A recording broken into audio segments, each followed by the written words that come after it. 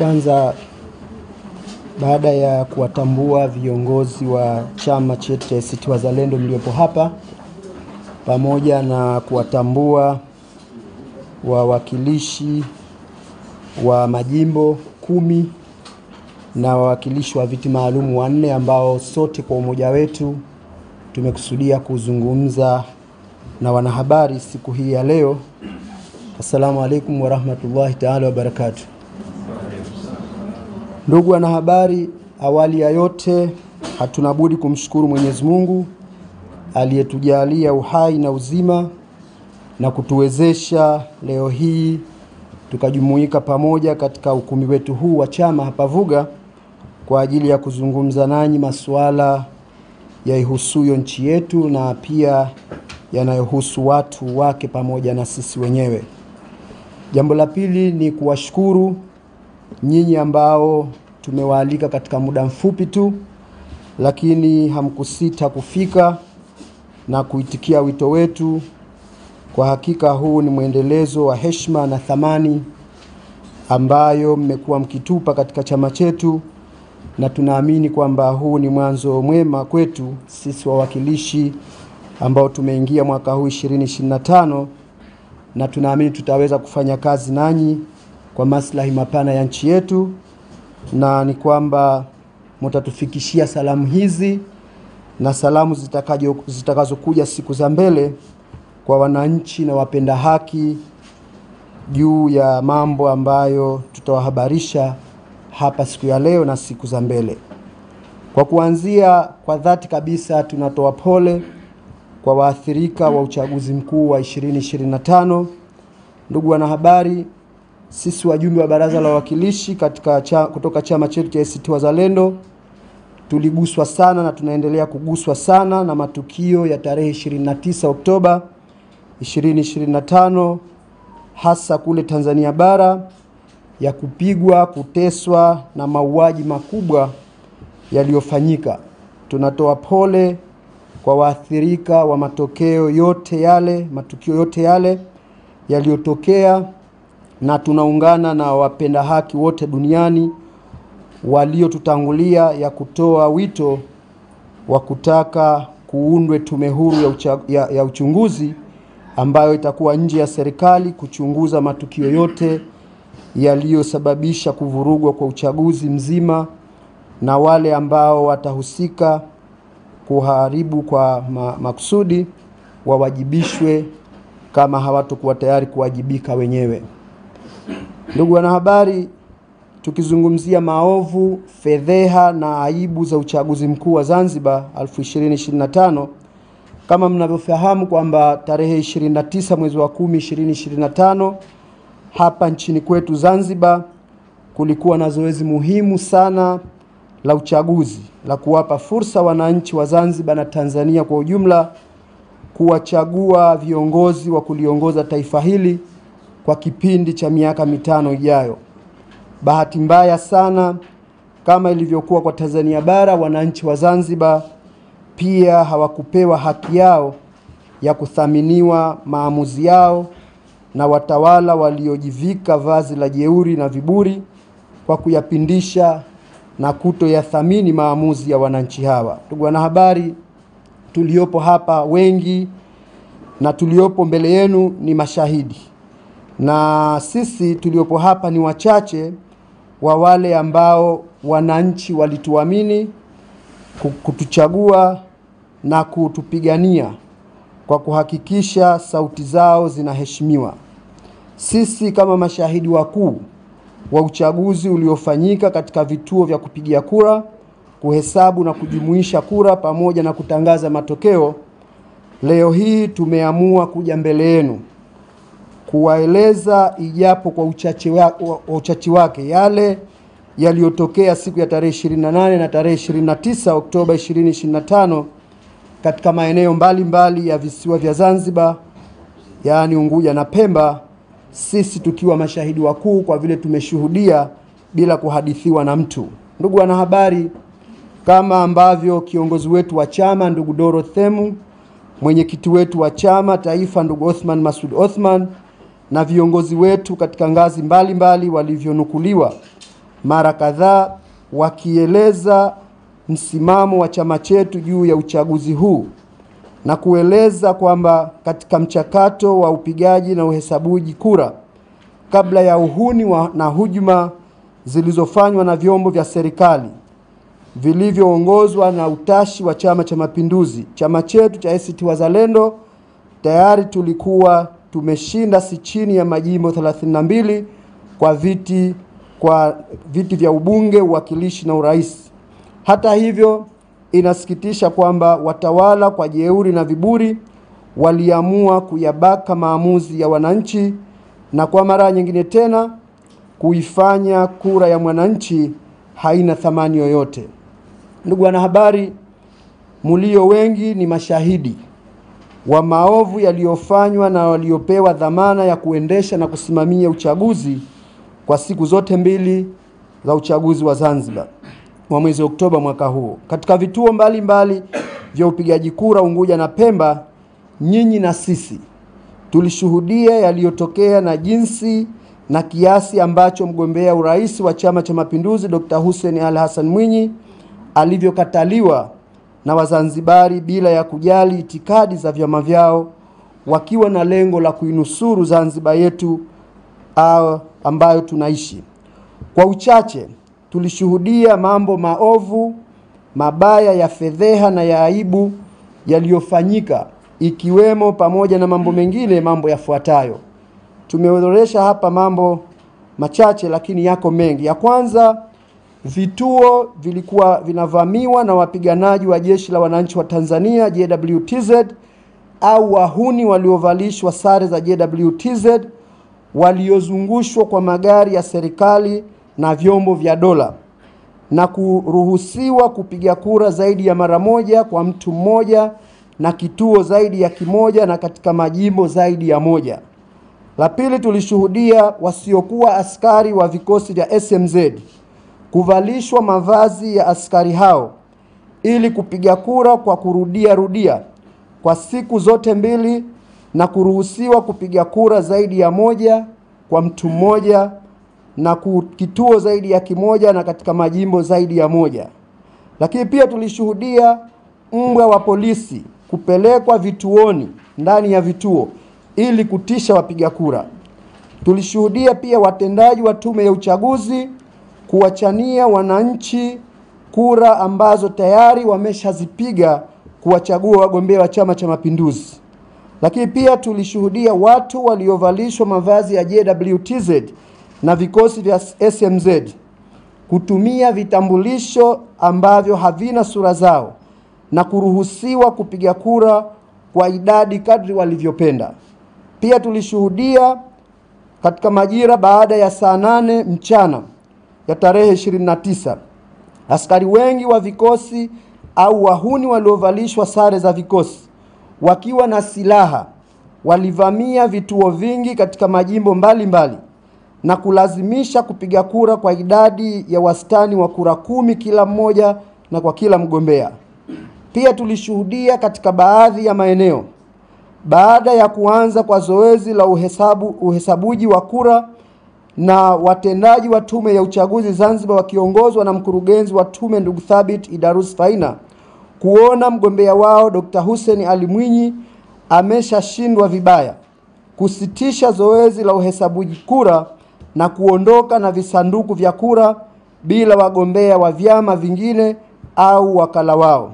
Pia tulishuhudia katika baadhi ya maeneo idadi ya kura za wagombea wa ACT Wazalendo ambao walishashinda zikibadilishwa na kupewa wagombea wa Chama cha Mapinduzi na kuwatangaza washindi.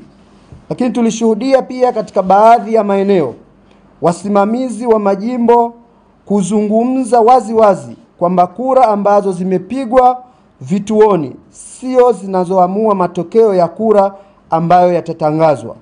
Tulishuhudia pia katika maeneo mengi wilaya hazikufanya majumuisho ya kura za urais katika ngazi ya jimbo, na kwa hivyo matokeo ya kura ya urais zilizotangazwa na tume hayakutokana na majumuisho ya kura kutoka majimboni na ni ya kutengeneza tu. Na pia tulishuhudia matokeo yaliyotangazwa katika vituo vingi kutoakisi wala kuwiana na kura zilizopigwa vituoni au idadi ya wapiga kura walioandikishwa. Ndugu wanahabari, leo nchi yetu kuwa na amani kama ambavyo ipo ni busara na hekima za viongozi wetu wa chama cha ACT Wazalendo, na hili limesukumwa na mapenzi ya dhati kwa nchi yetu na wananchi wa Zanzibar. Kwenye hili tunadhani kwamba mtakuwa mashahidi na mashuhuda kwa namna ya viongozi wetu wakiongozwa na mwenyekiti wa chama chetu na rais wa nyoyo za Wazanzibari ndugu Othman Masoud Othman, namna walivyoongoza vyema taifa na kusimama imara kulinda amani na kuepusha madhara kwa Wazanzibari. Ndugu waandishi, kwenye suala la kutohudhuria kwetu katika uzinduzi wa Baraza la Wawakilishi tarehe 10 Novemba 2025, kama mnavyofahamu, jana tarehe 10 Novemba 2025 Baraza la 10 la Wawakilishi la Zanzibar lilihutubiwa na kuzunduliwa rasmi katika ukumbi wa baraza hilo Chukwani. Sisi wawakilishi kutoka chama cha ACT Wazalendo tumepata masuala mengi kutoka watu na sehemu mbalimbali za dunia wakihoji kuhusiana na kutohudhuria kwetu katika uzinduzi huo.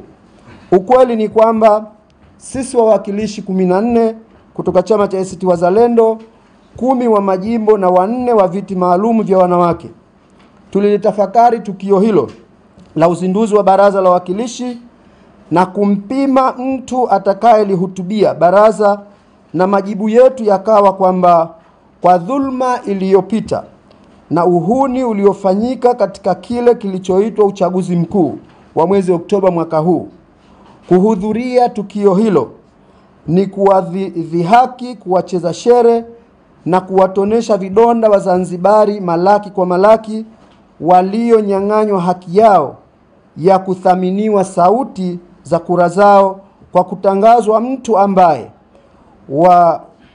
wachilia mbali kushinda uchaguzi, hata kura zake hazikuhesabiwa kwa ujumla wake. Aidha, kuna washindi wengine katika majimbo zaidi ya 25 ambao haki yao imenyang'anywa kupitia uchaguzi ambao haukuwa na hata sifa moja ya kuita uchaguzi wa kuaminika, yani credible election.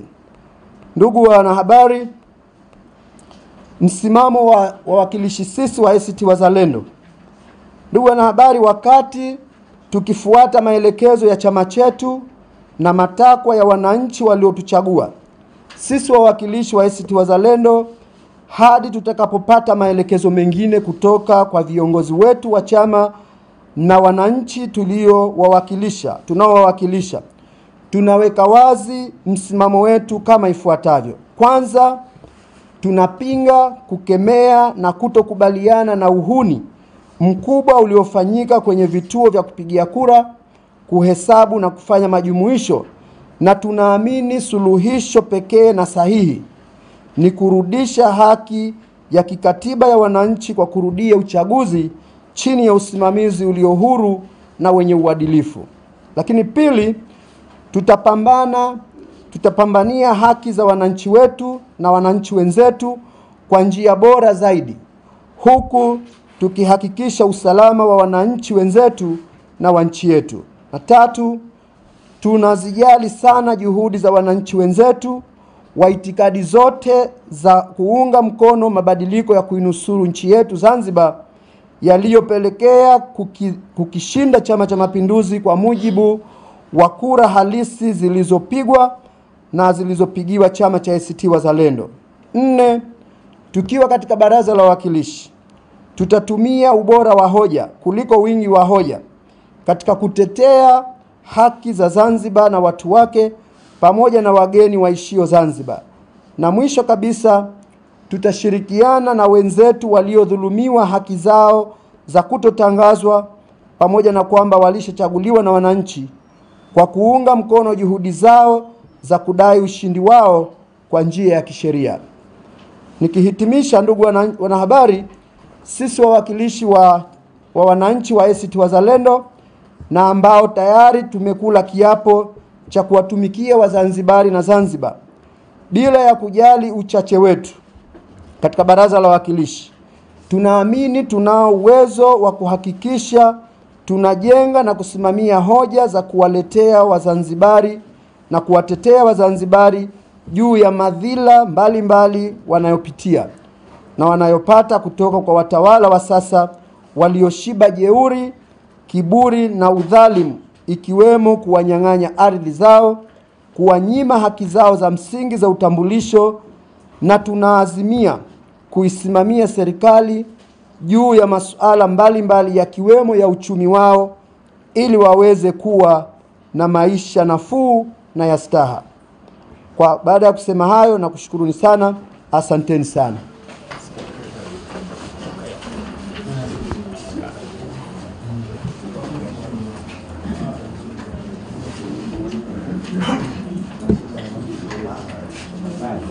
Asante sana Profesa Omar Fakih. Wanahabari, tumemsikia Profesa Omar Fakih kwa niaba ya wakilishi 10 wa majimbo pamoja na 4 wa viti maalum. Sasa nafasi iko kwetu. Yeyote ambaye anataka kuuliza au ufafanuzi, basi atanyosha mkono, atataja majina yake yote matatu na chombo anachokifanyia kazi.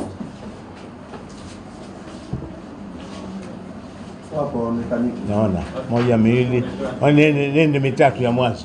Haya, tumsikilize Rashid. Alaykum salaam. Naitwa Rashid na WhatsApp mimi. Nitakuwa na maswali kadhaa. Swali la kwanza, amezungumza katika maazimio yao ni kuhakikisha wanatumia vyombo vya kisheria kwa ajili ya kuhakikisha ushindi wanaodai kuporwa kwa wenzao unapatikana. Na katika zile shutuma ambazo wamezitoa, je, tayari wana vielelezo vya ushahidi ambavyo vitaweza kujiridhisha katika hivyo vyombo vya kisheria kuhakikisha ushindi huo unapatikana? Swali la kwanza. Swali la pili, nitaka kufahamu, mara kadhaa chama cha ACT Wazalendo kilikuwa kinapinga ama kinashutumu juu ya uwepo wa kura mapema. Kwa wingi huu ama kwa sini hao ambao wamebahatika kuingia mara hii 14, je, mtakuwa na agenda mahususi ya hoja binafsi juu ya kupinga kura mapema katika uchaguzi ujao? Asante. Prof. Ngomba ukapa. Haya, Bitu Suleiman. Ndo kwanza onekane siku hizi. Umefichwa. Naitwa Rafa Suleiman na Dar es Salaam. Naam. Na maswali mawili. Swali langu la mwanzo, Profesa alipozungumzia kwamba ACT ilishinda majimbo kama 32, tungetaka kufahamu majimbo hayo ni majimbo gani na ushahidi ni upi sasa, pengine wa kura ngapi? Hilo swala langu la kwanza. Swala langu la pili, alizungumzia kuhusiana na kugomea uzinduzi wa Baraza la Wawakilishi jana. Nataka kufahamu mgomo huo bado unaendelea kwa vikao vingine au ilikuwa ni uzinduzi? Asante. Naona mkono mwisho kule. Yes. Jesse, mikofu haya. Jesse, tuambie. Naitwa Jesse, natoka kampuni ya Mwananchi Communication. Na mimi na masuala ya chani na yaliyotangulia, lakini la kwanza kabisa nimeshasema jana imezinduliwa baraza, na bahati nzuri au ndo hiyo sio bahati ya nasema mkuhudhuria kwa sababu ya ndo yaliyofanyika, kwa sababu alienda kuhutubia baraza ni mtu ambaye hamtambui. Nataka kujua, na Mheshimiwa Makamu wa kwanza alisema kwamba iwapo ukitokea ushindi ambao hamkubaliana nao hamtamheshimu yule mshindi. Je, mnamheshimu au hamheshimu? Na mwendelezo ndani ya baraza mnafanyaje kazi, kwa sababu pasipo kuzinduliwa haliwezi kuwepo baraza, na nyie hamjaenda kuhudhuria hilo baraza. Hapa mtafanyaje kazi katika baraza ambalo hamjahudhuria na kuheshimu yale ambayo yametangulia ndani ya baraza hili? Na swala lingine, baraza lililopita kulikuwa kuna wawakilishi 4 this time tutakuwa kuna wawakilishi wanaotokana na ACT 14. Vipi tathmini yenu, mnaona kuna mabadiliko gani ndani ya baraza hili linaloenda ambalo limezinduliwa tayari kuanza kwa utendaji kazi wa miaka 5? Asante. Nafikiri tumpe nafasi Profesa kama yuko tayari kuweza kuyajibu haya, au unaturuhusu tuwakaribishe na wengine tutajibu haya. Kwa hivyo ni utaratibu, tunampa nafasi basi Tutajibu haya. Aweze kujibu haya maswali yaliyoulizwa na vyombo vitatu vya habari, na baadaye kama yapo tutaendelea tena. Asante.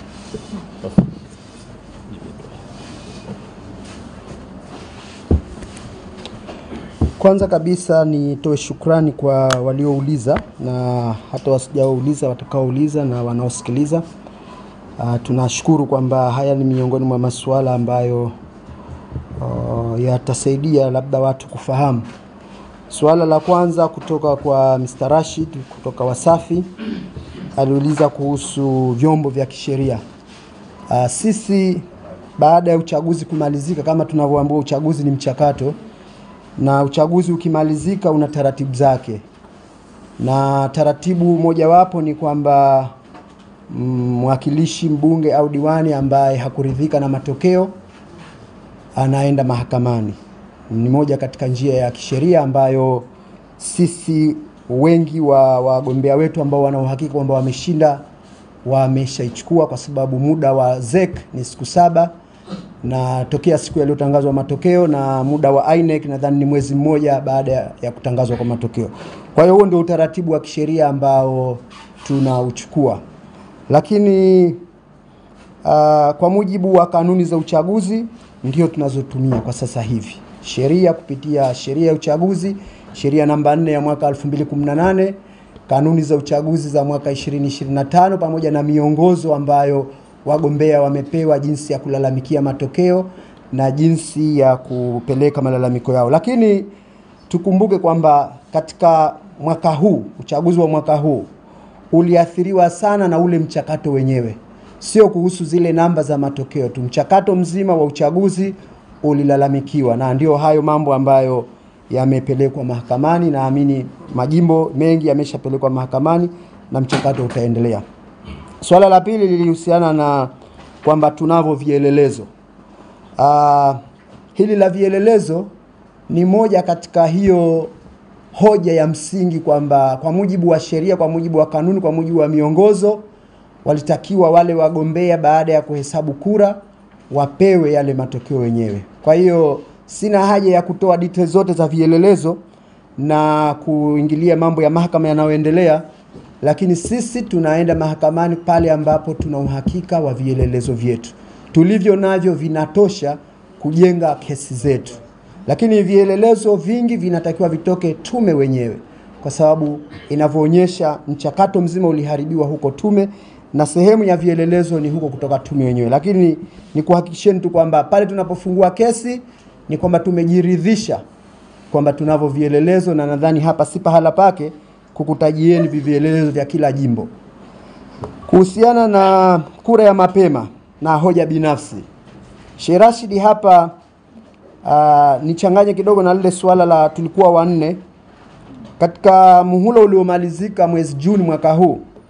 Tulikuwa 4, lakini tayari tulishapeleka hoja 2 binafsi. Sisi zinazohusiana na kura ya mapema tulipeleka hoja inayohusiana na kuanzishwa kwa sheria ya bajeti, kwa sababu katika nchi za Afrika Mashariki ni Zanzibar peke yake ambayo bado haina sheria ya bajeti. Tumepeleka hoja binafsi kwa sababu serikali ilikuwa haitaki kuileta sheria ya bajeti. Lakini pia tumepeleka hoja ambayo inakuhusuni sana waandishi mliopo hapa, wanahabari, hoja ya kuanzisha sheria mpya ya huduma za habari, kwa sababu ile iliyopo imeshapitiwa na wakati. Kwa hiyo hizi hoja 2 binafsi zimepelekwa na hazijapata majibu vizuri, lakini tunatarajia tutaiongeza na hii hoja ya kura ya mapema ili ziendelee. Sasa kwa vile tuko 14 inawezekana tukapata msukumo zaidi. Wasiwasi wangu ni kwamba kanuni zetu za baraza zimebadilishwa kidogo, kwamba hoja unaoipeleka ya binafsi lazima ipate ridhaa kutoka kwa utawala wa baraza, ambao ni moja katika udhaifu wa kanuni hii naweza kusema. Lakini sisi kama wawakilishi 14 tuna wenzetu ndani ya Chama cha Mapinduzi ambao hizi hoja, ikiwemo hii hoja ya kura ya mapema, wanaiunga mkono kwamba iondoke. Kwa hiyo si kuhusu 14 sisi, lakini ni 14 labda mara 3 au mara 4, wengine wako nyuma ya pazia, wengine watajitoa hadharani ikifika wakati. Kwa hiyo uchache wetu sio tatizo. Muhimu ni ubora wa hoja. Tukija na hoja imara, na wale wenzetu ambao wanaguswa na haya mambo pia watatuunga mkono. Hiyo ndio imani yetu. Kwa hiyo sisi tutasimamia zaidi ubora wa hoja kuliko wingi wa hoja. Sheikh Rashidi, nimemaliza hayo matatu, kama hukuridhika utaniambia. Lakini Bi Rahma Suleiman kutoka Nipashe ulisema majimbo 32 ambayo tumesema tulishashinda, na ulitaka kupata ushahidi. Haya ni mambo pia yako mahakamani, lakini majimbo 18 yote ya mwanzo yaliyoko Pemba yale tulishinda 100%, hakuna wasiwasi. Hata hao waliotangazwa wameshinda wanajua kwamba hawakushinda wale wa chama kingine. Kwa hiyo yale 18, halafu kuna majimbo 12 ya Unguja. Kama utahitaji listi yake tukimaliza hapa nitakupatia, lakini kwa sababu ni kesi ambazo ziko mahakamani pia utazisikia, zitakuwa ni public, zote utazisikia. Kwa hiyo kuna 12 na 18 yale na 14 hapa, na majimbo mengine ambayo yaliendelea baadaye, kwa sababu tunazungumzia mpaka wakati ule tunahesabu. Inawezekana yako zaidi ya haya 32. Haya 32 ni mpaka hapo walipoamua kubaka ule uchaguzi. Kwa hiyo yapo haya, na listi utapatiwa ukihitaji. Lakini suala la mgomo katika uzinduzi na uendelezaji wa kuattend katika baraza. Hili jambo tuwafahamishe sana wananchi wetu kwamba nchi inaendeshwa na mihimili mitatu. Kuna baraza la wawakilishi, kuna serikali, kuna na mahakama. Ni vyombo vitatu ambavyo vinajitegemea. Sisi tumechaguliwa kuingia katika chombo cha baraza la wawakilishi, na sisi si wawakilishi wa serikali wala hatukai kwa niaba ya serikali.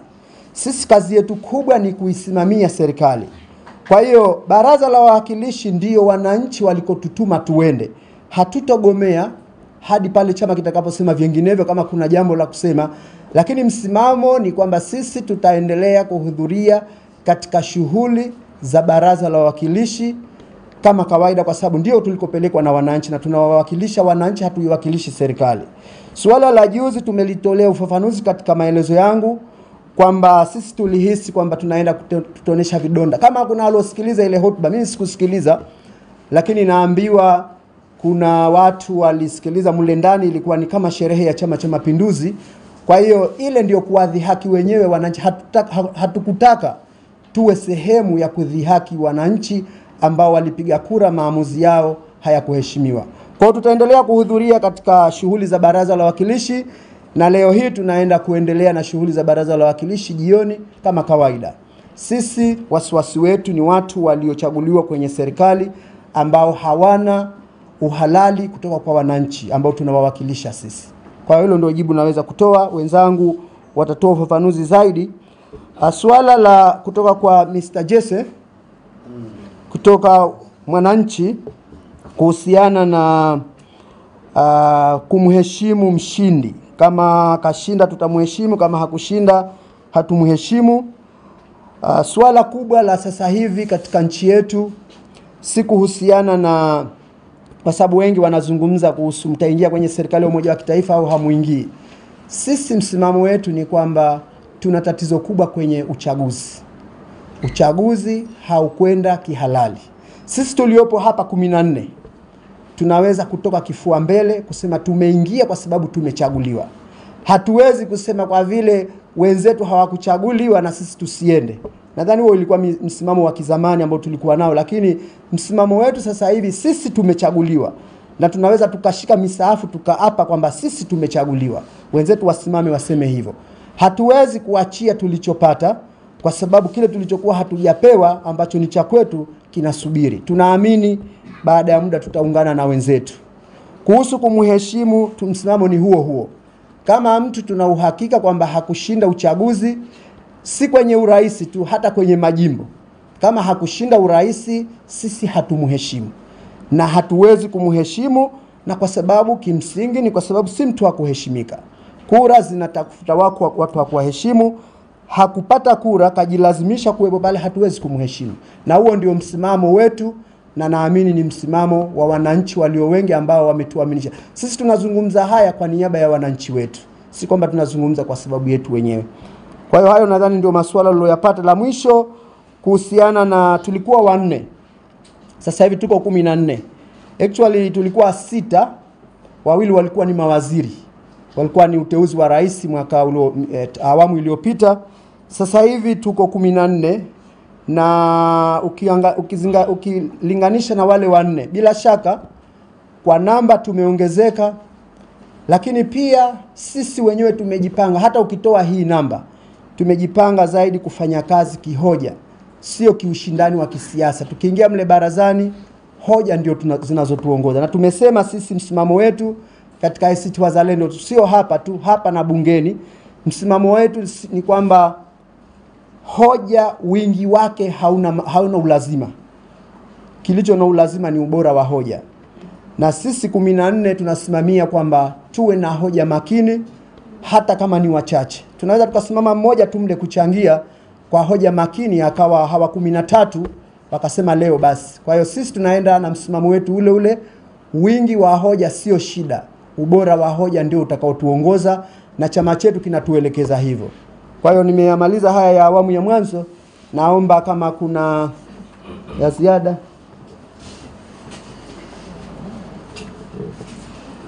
Asante sana Profesa Omar. Sasa natizama mikono mingine, lakini tafadhalini tusirejee yale ambayo ameshatolea ufafanuzi. Naona mkono pana sini ya Sheikh Salim, lakini pana mkono kule nyuma. Sheikh Salim, kidogo tuanze kule nyuma alafu tutakuja kwako. Tuanze kule nyuma. Naam. Alaykum salaam. Mimi ni Profesa Bungwale, naandika habari kwa kujitegemea.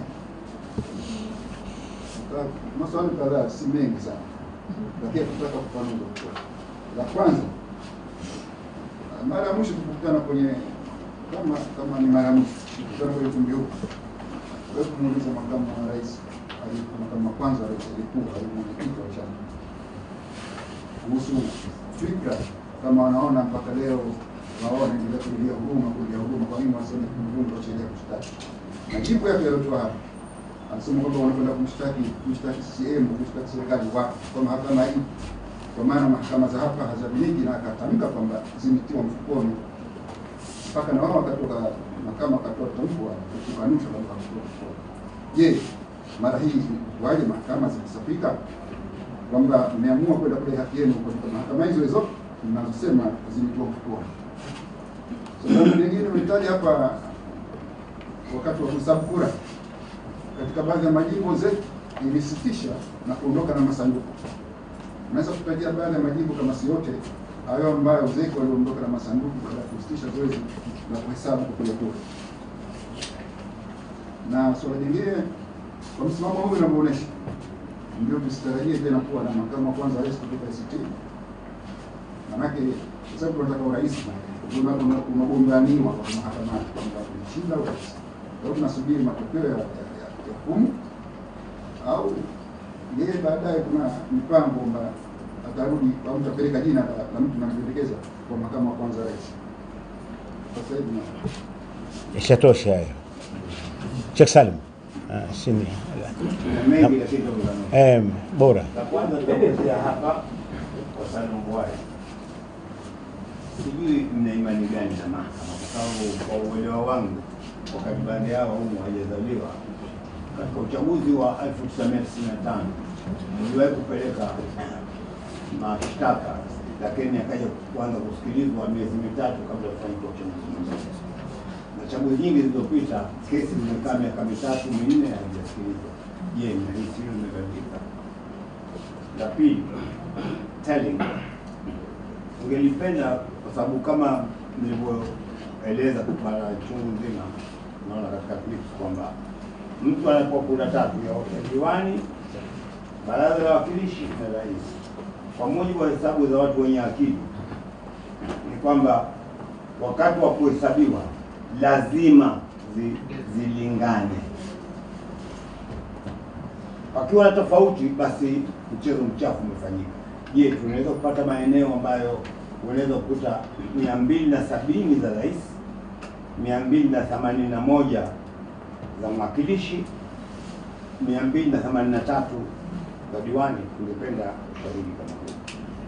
Ingine kwamba ukiangalia katika dunia hii ilivyo, katika nchi zote duniani, tofauti ya wapiga kura kati ya wakati mmoja na miaka 5 huwa kama inaongezeka, lakini nchi nyingi inapungua, ni kati ya 5% mpaka 12%.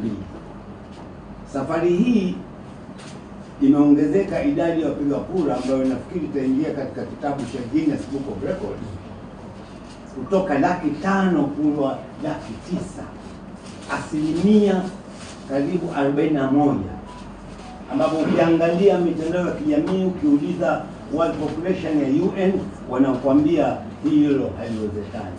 Sijui mnaliangalia lipi swala hili, au siku hizi binadamu mmoja akizaliwa ni inakuwa ni wawili? Hili sina uhakika. La mwisho ni kwamba mmetoa maelezo mengi kuhusu zoezi la kuhesabu kura. Kwa bahati mbaya mimi pia nilipita vitu vitatu. Sijui mnao klipu yoyote nyie ya zoezi la kupiga kura zikihesabiwa au kufanywa nini, kwa sababu sijaona katika ZBC TV, TBC, Al Jazeera, Sky News kote, kwa sababu uchaguzi wowote basi moja process hiyo. La mwisho la mwisho la mwisho nimepita vituoni, kwa mfano Bububu, kituo cha Mwalimu Nyerere, karibu vituo vingi mawakala hawamuoni mtu chumbani anapokwenda kupiga kura. Mfano ni chumba cha namba 4, 5, 6 Bububu. Je, makawala wenu waliridhia ile mtu anaingia kupiga kura chumbani hawamuoni, au mlitoa malalamiko?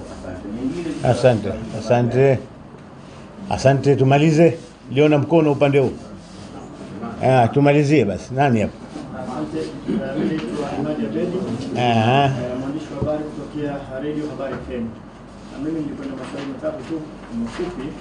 Swali langu la kwanza, ningeomba kufahamu kupitia kwenu chama cha ACT Wazalendo, tathmini yenu kwanza. Tumezoea kwamba kusikia na hata katika uchaguzi uliopita mwaka 2020 kwamba kuna matukio ya watu pengine kupigwa, kutekwa na kuuawa. Ningeomba kufahamu kwanza kupitia uchaguzi huu mwaka 2025, je, kuna matukio yote hayo ambayo yamejitokeza, ima kutekwa au kupigwa au kuuawa au viongozi kama kukamatwa? Hilo la kwanza. Lakini suala la pili ni kwamba kuna idadi maalum ya wapiga kura ambayo ilitangazwa na Tume ya Uchaguzi Zanzibar, ambayo kama sikosei ya watu waliojiandikisha zaidi ya 700,000. Yani zaidi ya 700,000 tuseme.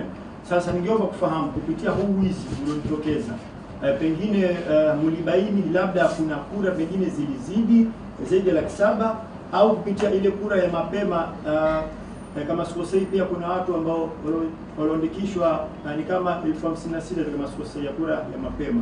Pengine hapo, je, kuna idadi pia ilizidi ya 56,000 ambao walipiga kura ya mapema? Lakini swali langu la mwisho sasa, ningeomba hili pia nimeguswa, ningeomba kusikia kupitia kwenu chama cha ACT Wazalendo, msimamo wenu ni upi ni katika kushirikiana na serikali ya umoja wa kitaifa, kwa sababu tumesikia kwamba kama jana Dr. Mwinyi alizungumza wakati alipofungua ni baraza la 11 kwamba yuko tayari kushirikiana, lakini pia hata wakati alipotangazwa Tume ya Uchaguzi pia alisema kwamba yeye yuko tayari kushirikiana na watu. Sasa ningeomba kufahamu msimamo hasa wa chama cha ACT Wazalendo katika kushirikiana na serikali ya umoja wa kitaifa. Asante. Asante Imani bin Abidi katufungia kikao. Au Jabir ulikuwa na jambo dogo? Basi ndio la mwisho. Tutazame tu yale tunayoyaona, mengine hatukuyaona. Ninaomba msimamo wa ACT Wazalendo katika tume ya uchaguzi kuchapa kura ballot papers. Hivi chama chenu kilishiriki? Maana ninavyojua process hii ya kuchapa kura, vyama vina haki ya kushirikishwa. Maana sasa hivi na ukitizama hesabu pengine na huko kulikuwa na manyago, labda ndio maana makura yalikuwa yanapigwa 10 mangapi, nilikuwemo. Asante, tunakushukuruni sana Profesa. Naamini utakuja kuyajibu kwa wenzako kabisa.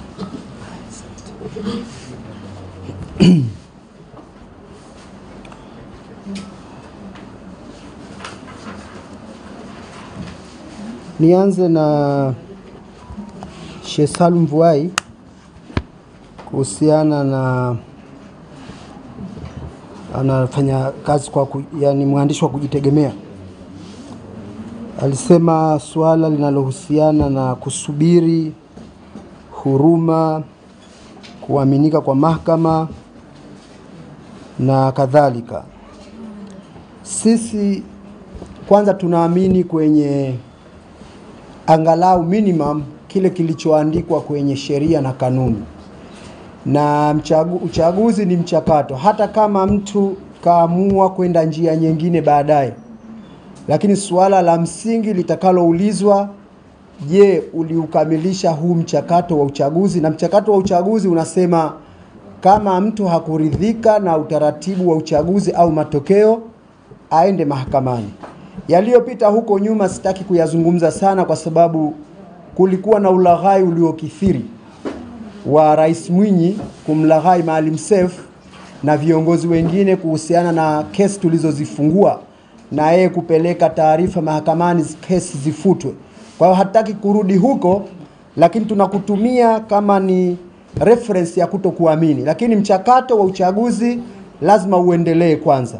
Hata kama chama na wagombea watakuja na njia nyingine ambayo inafahamika ndani ya chama, lakini lazima ule mchakato wa uchaguzi kwanza ukamilike, kwa sababu mtu yote atakuuliza. Hata ukiamua kwenda nje ya mahakama za Tanzania, kitu cha kwanza, je, ulifuata mchakato wa uchaguzi wa nchi yako? Na hicho ndio tunachokikamilisha sasa hivi. Kuhusiana na imani, hilo ni la kwao wenyewe. Kama hawatokuwa wa kuaminika, tunawapa hiyo fursa ya kwamba tunaanza kwa kuwaamini, tuone watakachokifanya, kwa sababu sio mwisho wa kusema kwamba tukiishiana na wao tumemaliza. Kwa hiyo suala linalohusiana na masanduku, nadhani mfano mmoja, sijui katika jimbo la Chake Chake kuna baadhi ya masanduku hayakuhesabiwa. Ole Sefu yupo hapa, kuna waheshimiwa wapo hapa wanayafahamu majimbo yao. Katika jimbo la Pandani wakala wangu alipigana na msimamizi ili yasiondoke, lakini attempt ilikuwa hiyo kuondoka nayo. Majimbo mengi walioona wanashindwa waliondoka nayo. Hapa Unguja yako mengi tu. Sefu, katika jimbo lako kuna visanduku vilivyotaka kuondoka au ni jimbo gani? Jimbo langu kuna visanduku viliondoka ya shehia ya Mchangamrima. Kwa hiyo shehia ya Mchangamrima jimbo la Ole ni moja katika sehemu ambazo waliondoka navyo, na sehemu nyingine zipo. Itakuja ripoti ya uchaguzi, nadhani mtaitwa kuja kukabidhiwa, ambayo ina details ya haya tuliyoyazungumza. Sisi tumezungumza kwa muhtasari wake. Lakini suala la makamu wa kwanza na je tunaenda au basi, hilo ni suala liko katika ngazi za juu za chama, na sisi msimamo wetu, hata sisi wawakilishi hapa, umakamu wa kwanza ni kitu kidogo tu katika nchi yetu, kwa maana kwamba tuna mambo makubwa ambayo yanaila nchi hii, na moja katika mambo yanayoila nchi ni huu mchakato wa uchaguzi. Mimi naamini chama chetu kiko tayari kusamehe nafasi ya makamu wa kwanza kama tutarekebisha kwenye mchakato wa uchaguzi ili huko tunakoelekea tuje kuwa na uchaguzi pengine mwakani au mwaka unaofuata. Lakini kwa kusema kwamba issue ni kudiscuss makamu wa kwanza mnaingia au hamuingii, sisi kwetu hiyo si priority kwa wakati huu. Priority yetu kubwa ni yaliyoharibika, na kwa sababu watu wa Chama cha Mapinduzi, wa chama cha ACT Wazalendo, kuna mengi kwenye uchaguzi hatuyajui, maovu kabisa yaliyofanyika. Kila mtu anajua kidogo kidogo. Kama hatuna chombo kitakachotuambia kwamba haya yalienda kombo, haya yalienda vizuri, tukakimbilia kwenye nafasi ya kwanza, nchi hii itaendelea kubaki hivi hivi. Kwa sisi priority yetu si umakamu wa kwanza, naamini na chama chetu ndio kinavyoamini, lakini ni kurekebisha haya ambayo yatatufanya nchi yetu iseme ni nchi ya kistaarabu. Kwa sasa hivi tofauti na kinyume cha ustaarabu sijui ni nini, wengine wanasema ni ushenzi, lakini siwezi kusema ni nchi ya kishenzi, lakini unaweza ukaifikisha huko. Kwa mambo yaliyofanyika ni ya kishenzi. Kwa sisi hatutarajii kwamba tupate umakamu wa kwanza halafu nchi iendelee kuwa si ya kistaarabu. Kwa sisi wala la msingi sana kwetu, na wala sio basi. Kwa sababu nimeulizwa au ndio basi, sio basi, lakini sio priority. Swala lingine kauliza Sheikh Salim kuhusiana kuwa na imani na mahakama. Nadhani imani hujengwa na imani, na tukilinganisha uchaguzi wa 2020 si kigezo kizuri sana, kwa sababu ule mchakato wa mahakama wa 2020 uliingiliwa na utaratibu wa kisiasa. Viongozi walikubaliana baadhi ya mambo ambao wengine waliwa betray. Kubetray kwa Kiswahili ni waliwasaliti wenzao. Kwa hiyo ule mchakato wa 2020 na mchakato huu tunadili na watu ambao tumeshawafahamu. Kwa hiyo hata kama ni mchakato wa kimahakama, tuupe fursa. Mahakama iliingiliwa sana mwaka 2020, na tunaamini kwamba wao watajenga imani kwetu kwa matendo yao. Hawatojenga imani kwa jina lao, lakini tunatarajia wajenge imani, wairejeshe imani kwa matendo yao ambayo watatenda. Bado tuko kwenye ule mchakato wa uchaguzi ambao ukiwa hukuridhika na matokeo unatakiwa uende mahakamani kwa zile chaguzi ambazo sio uchaguzi wa rais. Lakini kuhusiana na tallying ya matokeo, mfano mzuri ni jimbo la Pandani. Jimbo la Pandani, kura zilizoambiwa ni za rais, nadhani Mheshimiwa Othman kaambiwa kapata kura 3,000 na kidogo, Dr. Mwinyi kaandikiwa 2,200, hata 500 kule hapati. Huo ndio ukweli. Sisi Pandani, mimi mwakilishi, average inatakiwa nipate 83% statistically. Hizo ni green votes, nimetangazwa na 66. Kwa hiyo tallying haikulingana, mwakilishi haikufanana na ya mbunge, haikufanana na ya madiwani. Hayo ndio mambo ambayo tunayazungumza, kwa sababu wakati mwingine anapewa 10 za mwakilishi, anapewa 20 za rais. Wengine walikuwa wanapewa kitabu kizima cha rais aende kupewa. Kwa hiyo hesabu haipo kabisa.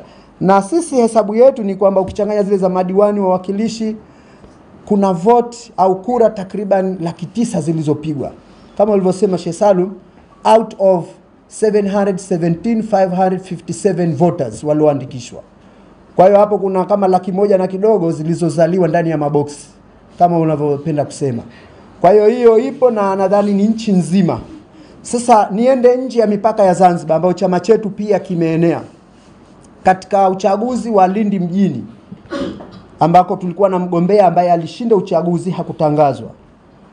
Kura za wabunge ukizichanganya ni 35,000 za wabunge, zile vyama vyote vile ukijumlisha, wabunge wamepigiwa kura 35,000, rais 69,000, 69,000. Kwa hiyo kuna difference ya 34,000. Walikuwa wanazaa mapacha hao. Ilikuwa ni mapacha. Kwa hiyo hiyo ndio msingi hasa wa kusema kwamba sisi si kuhusiana na matokeo tu, mchakato mzima wa uchaguzi ulinajisiwa, na ndio hoja yetu ya msingi. Kuna swala lililohusiana na sijui kama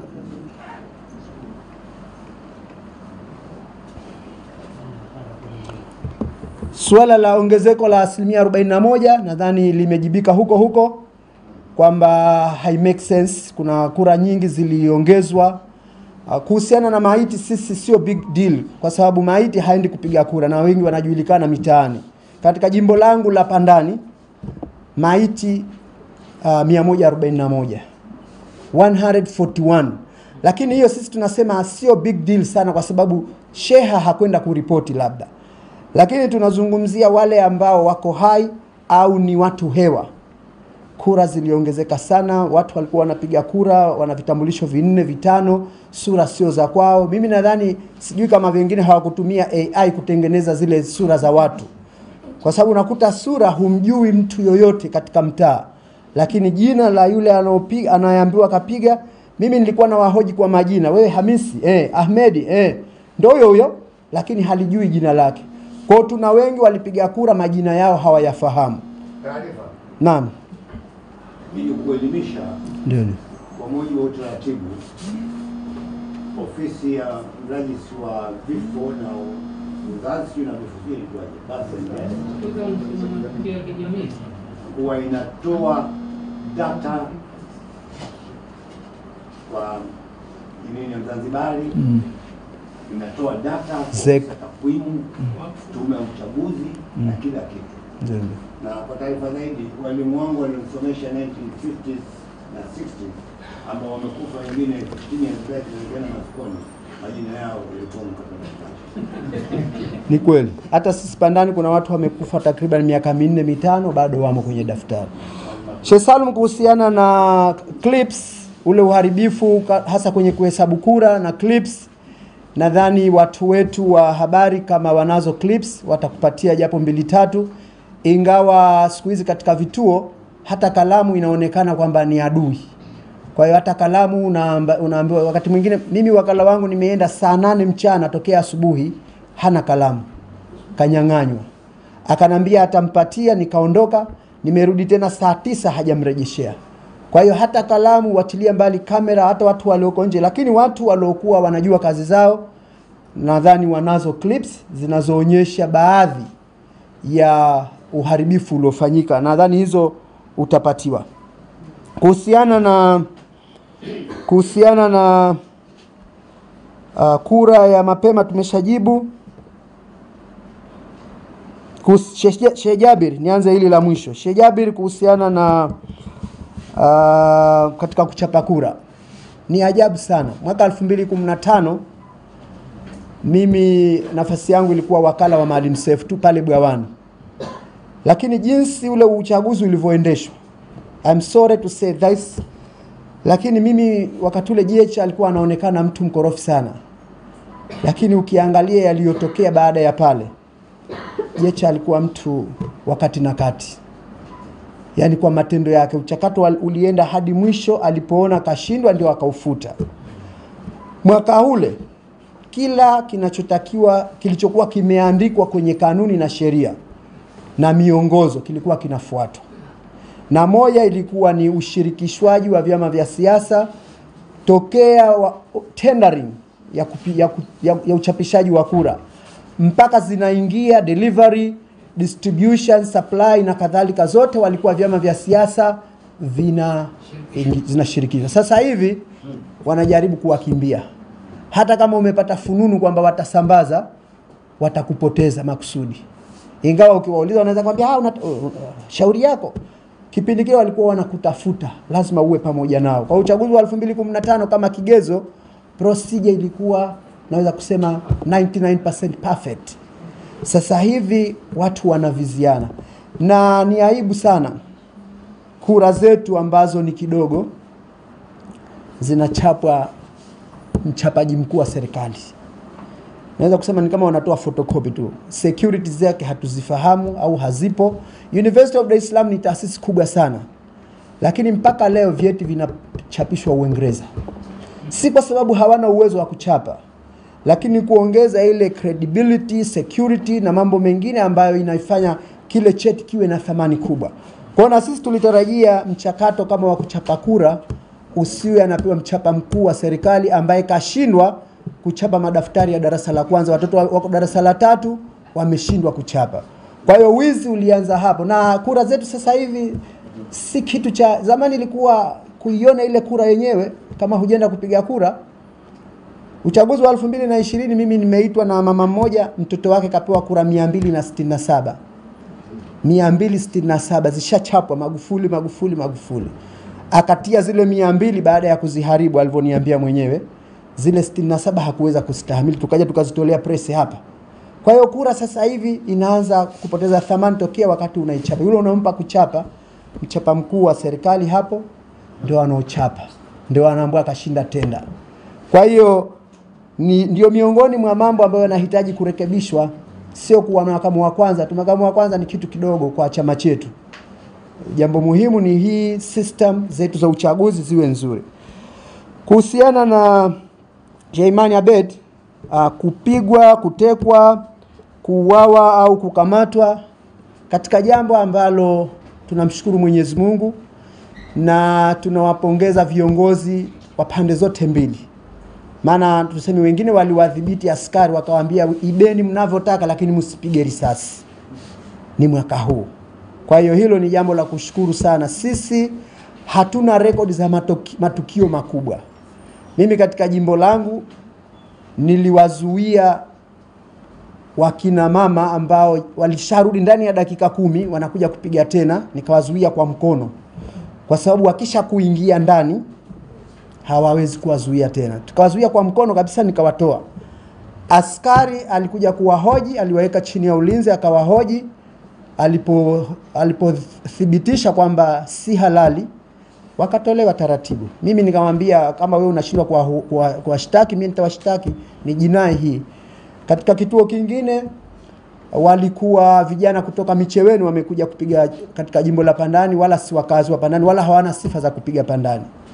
Nikamkabidhi msimamizi wa uchaguzi, akavichukua vile vitambulisho, wakatolewa. Kwa hiyo matukio kama hayo zamani ilikuwa wewe unayaibua ndio unakuwa mkosa. Lakini hata hivyo kulikuwa na vita ya chini kwa chini. Mawakala wetu wengi hawakupewa haki yao. INEC walituhadaa, walituambia utambulisho utaletwa asubuhi kwenye vituo vya kupigia kura. Asilimia kubwa ya mawakala wetu hawakupewa, hasa kule Pemba, sijui Unguja, lakini kule Pemba wengi hawakupewa. Na walipodai walikuwa wanaonekana wao ndio wakosa. Kwa hiyo hayo madogo yalikuwa yapo. Ukilinganisha na ukubwa tuliotoka 2020 unaweza ukasema afadhali kidogo, lakini kwa nchi ya ustaarabu hata hayo yanachafua doa la nchi yetu. Kwa hiyo hata hayo hayakustahili kuwepo kwa sababu yanaharibu zoezi la uchaguzi. Suala la kuhesabu kura kuwa mbali sana, hayo hata mimi mgombea, kuna wakati unaenda kura inahesabiwa yuko kule na yeye anasema tu, anasema yeye mwenyewe. Kwa hiyo waliokuwa shupavu sana walisema bora uniue lakini niione kura. Wengine wakatolewa akasema bora unitoe kuliko kuhesabu wakati niko hapa.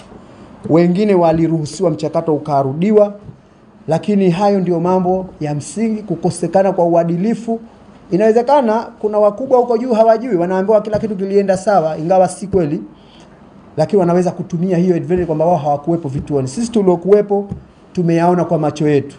Tumefanyiwa na tumewaona watu wakifanyiwa mambo ambayo yako kinyume na sheria, kinyume na kanuni, kinyume na ile miongozo ambayo tume wameitoa. Bahati nzuri miongozo yenyewe imetolewa miezi michache kabla ya uchaguzi wenyewe, sio kwamba imekuwa updated. Kwa hiyo swala la mawakala na kuhesabu kura ilikuwa ndio mwanzo wa uchafuzi wa ule uchaguzi wenyewe.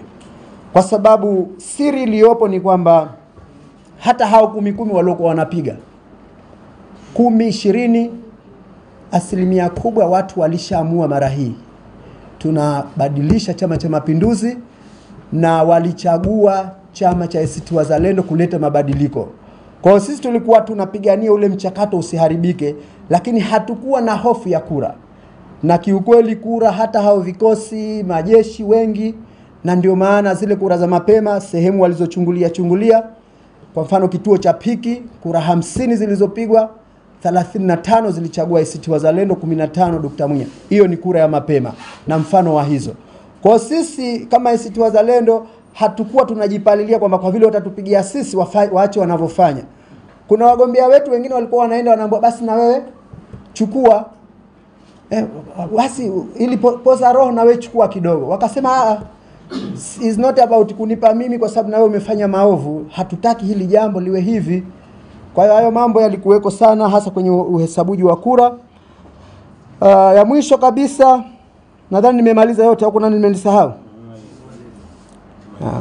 Nimaliza lipi?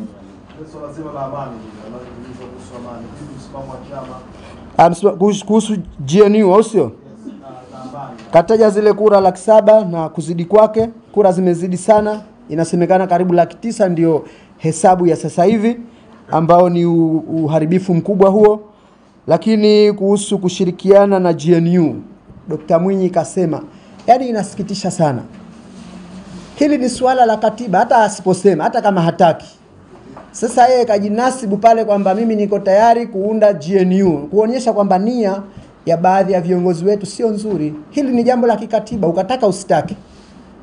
Ingekuwa mtu kapata 9%, akatumia uwezo wake wa kiraisi, akasema pamoja na kwamba mtu kapata kura 1%, hiyo waliotangaza, tuseme angetangaza 9. Sisi tunamshangaa sana, tunaishangaa Chama cha Mapinduzi kwamba hili jambo ni la kikatiba, na wao siku zote hata kura ya mapema wanasema hili jambo ni la kisheria. Ni sheria pale wanapotaka, lakini kuna sheria zinabadilishwa ndani ya nusu saa, zinaletwa barazani kwa hati ya dharura, halafu zinaendelea kama jambo ni jema. Hii la kura ya mapema wameshikilia kwamba ni jambo la kisheria, limetengenezwa na Baraza la Wawakilishi, lakini wanapotaka jambo lao kwa maslahi yao wanaleta ndani ya nusu saa, inapita. Sasa na hili la GNU, sisi hatuhitaji ihsani wala kupendelewa na Rais na Dr. Mwinyi, kwa sababu ni jambo la kikatiba. Kuhusu kwamba tunaingia hatukuingia, katiba yetu iko wazi, imetupa uhuru siku 90 ya kujiboda. Kwa hiyo tuachieni wenyewe tufanye mambo yetu ambayo yana maana zaidi sasa hivi kuliko GNU, na ndani ya siku 90 tunaweza kuleta huo uamuzi. Lakini kwetu sisi muamini kwamba GNU is not a big deal na sio priority kwa sasa hivi. Priority yetu kubwa ni kuweka sawa mambo yetu, ili huyo atakayekaa, hata kama tutampeleka mjomba Bimani pale kuwa makamu wa kwanza, akae akijua kwamba hana stress, tunaenda kuendesha uchaguzi vizuri na mambo mengine vizuri. Kwa hiyo ondokeni mkijua kwamba kushirikiana na GNU kutoshirikiana liko ndani ya katiba na limepewa muda wa siku 90, na tutatoa uamuzi utakapofika. Chama kitatoa uamuzi. Tuko katika mashauriano ya Wazanzibari na wanaoipenda Zanzibar, tutatoa maamuzi. Kwa hiyo mjomba, kwa hayo machache, kama nimesahau mtanikumbusha. Asanteni sana. Profesa, naam. Wengine wananiuliza kwa sababu karibu na mimi. Wanataka kujua position yako katika chama, kiacha ile ya mwakilishi wa bandari. Joma nimalizia hapo. Nimalizia hilo. Malizia hilo. Nimalizia hilo. Aya, mimi katika chama, kwa sababu linaanza katika uwakilishi, mimi wenzangu wote hawa walinilazimisha juzi kwamba nitaendelea kuwa mnadhimu wa chama cha ACT Wazalendo katika Baraza la Wawakilishi. Mimi ndio mnadhimu wa wawakilishi wetu, na kwa mujibu wa katiba yetu ya mwaka 2024, toleo la 2024 ya mwaka 2020, anakuwa mjumbe wa kamati ya uongozi. Kwa hiyo ni mjumbe wa kamati ya uongozi taifa, na lakini hapa nimezungumzia zaidi kama mnadhimu, sio mambo ya chama yatazungumzwa na chama, na sasa hivi wako katika mashauriano mazito. Kwa hiyo msiwe na wasiwasi. Asanteni. Asante sana. Kalisahau. Naam. Umezungumzia kwamba kwa mujibu wa sheria ya mapema. Ndio. Nataka kufahamisha wewe na wenzako. Ndio. Sheria ni mtoto wa mama. Mama ni katiba. Sawa. Katiba ya Zanzibar ukurasa 29 kifungu cha 4 inasema uchaguzi wa rais wa Zanzibar utafanyika.